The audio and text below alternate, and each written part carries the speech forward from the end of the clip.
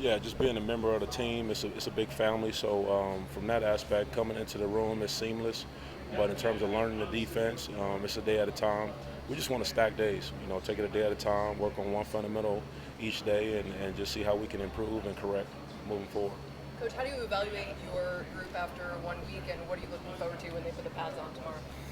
Ultimately, you look at one thing that you want them to work on, and after that practice, you get a chance to watch the film. That's what camp allows us to do. We spend a lot more time than we would have during the season with the 20-hour rule. So we can work on film. We can walk through our technique and get corrections.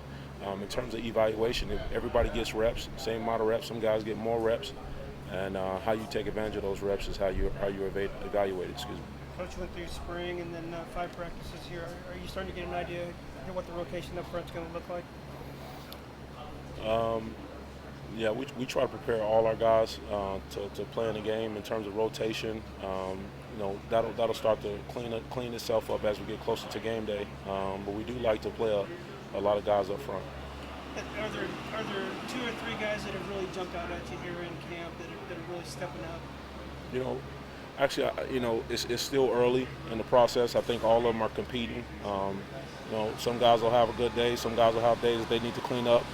But that's the beauty of camp.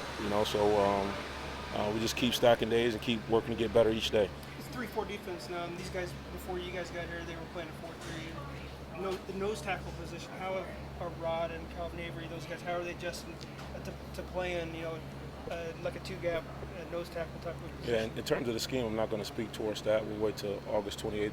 But in terms of each player, whatever technique we get out there and we work, guys are working to get better, get a chance to watch the film and improve on any mistakes that they may have and get better. And so. Rodrick in the spring. So what have you thought of him, just a little that you had He's a great young man. He's exciting to coach. He brings a lot of talent to the table, just like all our guys up front. But they all had different skill sets, and it's been great to have Rod as an addition to the group, and so it's been great. What's Keith bringing to that group? You seem to take a step in the spring. Yeah, Keith is dynamic. Keith can play multiple positions up front, all down the distance. Johnny Newton, sorry. Johnny Newton as well. All those guys, they had such a tremendous summer with Coach Tank.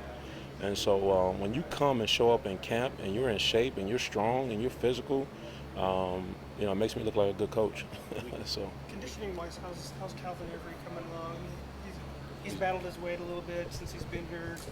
Yeah, I've always thought he looked great, but he lost a lot of weight though. He's lost a lot of weight.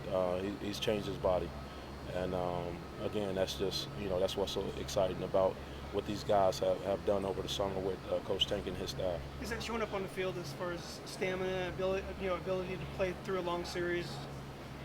Absolutely. But again, you want to keep your guys fresh and keep them as ready as possible at all times. But yeah, that's helped a ton. Kind of a similar thing with Rod. Jamal got joined this group, didn't play this spring. What do you see from him? Jamal is a natural leader. And so whether he was repping now and wasn't repping in the spring, he was still there. He was still present, and everybody felt his presence. So he's just a natural leader. It's easy to follow him, and when he's on the field, it's like you never missed him, because he was always there, and so he's a great leader.